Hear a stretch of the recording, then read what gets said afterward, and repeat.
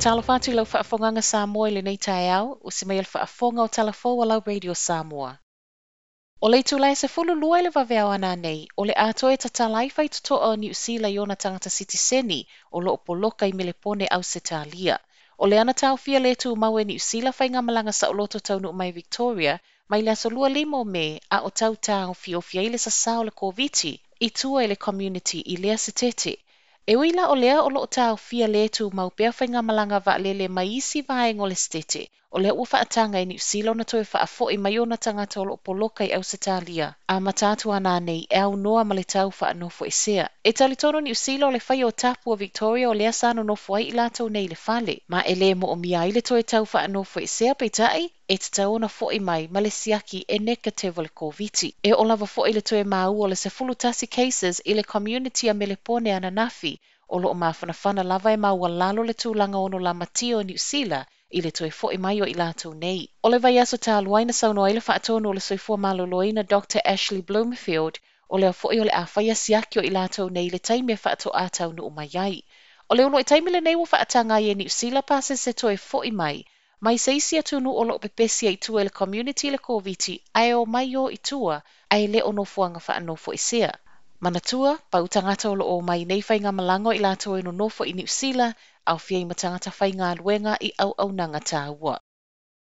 E o mai le tāo nei e le i toe tali mai lava pūlenga o whale mai whai tū mā lo ma whale mai lau tele, i le toe te e nai e tau si mai o le ofolo na lua na tuina mai ana nafi. O lea sa talia le ofolo na lua whaatatau lea i le si itanga o tutongi o tau si mai. Pei tai o le wha amalia ino le ofo na toe tuina mai ana nafi o lea na toe wha amaonia i loa. E o lava le te e a tae au. Tu sama le tolu se fulu wafe, tau si mai o lo solo te e mo le valu i tu la, ma e le tau mate lea a fia i o au nanga wha le soifua malo loina. Tala mai le yuni o le ofo na tu ina mai na nafi, e le ai lava se ese ngama le ofo na au mai mua mua. O fuafuanga o le te e a tae au, e le ngata o le solo te e le tele o vaengo au Kilani ma Wellingtone, ai wha apia whale mai wha i tū malo te itasi. O feuta na inga nei o tutongi o tau si mai wa whai tau maa sina o wha atala noa. A whai ai umane le soe le itali mai le pūlenga o whale mai lau tele, wha apia whale mai wha i tū malo. I se ofo e wha amalia i nai tau si mai o lo na winga, o le atau nu ulawa le te e mai le se fultasi tae au, anga i atu le tū lai fitu i le afia tae au. O loo masalo miana tau mawhai wen hui zui e pule i lona soifua. O weno loo tuli o na whaasalanga i na ua whaamaonia le fasi o tangata i latalata i le luas fultau sanga te alwai. Pita e la son nafi na sawai tala ua uma lona soifua. Tala le staff, ai ele i maliwa i ele mea na tupu i totono le to ese i wiri i au Kilani i saute. O le to ese le olo wa aia le kamupania le circle i sa laha ua whainga whaapaanga ma le matanga luenga o whale pui pui. Mo le maua le so upo le circle o le tae au na nafi na longo i nai le au whainga luenga i nisi o pango tā. Ma o le ana whaavavave atua i loa ma awina loa i le whale mai. O lo whaawau so esu enga le maliwa wen, peita ai i reporti tu ina mai le taimi nei e le o iei seisi o masalomia. O lo whaawau i le tae nei oso whainga leo leo i le North Island, whaonga i nai tu si sai sai.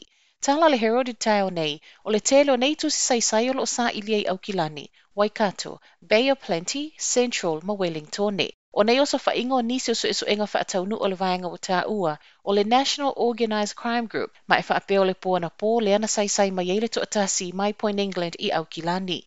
Tā ua mai fo ile vaai o leo leo i o ngā tutono au Kilani tau nei, ma tā ua mai e fo i atua oile ave e sea wha malosi mai e leo leo o se tasi. O se taimo i lumo le so, o le awha ilo mai e le so upo leo leo se tala i nei so e so enga. Whai watu i tala mai fiti, o lea fo i wato e wha upopo le isi ono se fulufā cases o le COVID te tonu o fiti. O le aso sā leana tā ua mai e le valus furma le tolu wha maonia, ai o mai ana nafi to e wha upopo.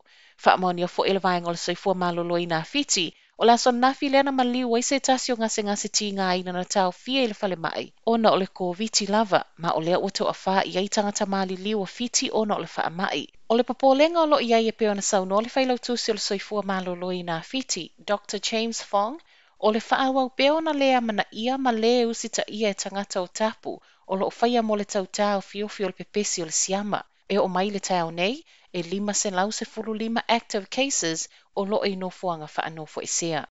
Tala nao tae au, manuia le nei aso.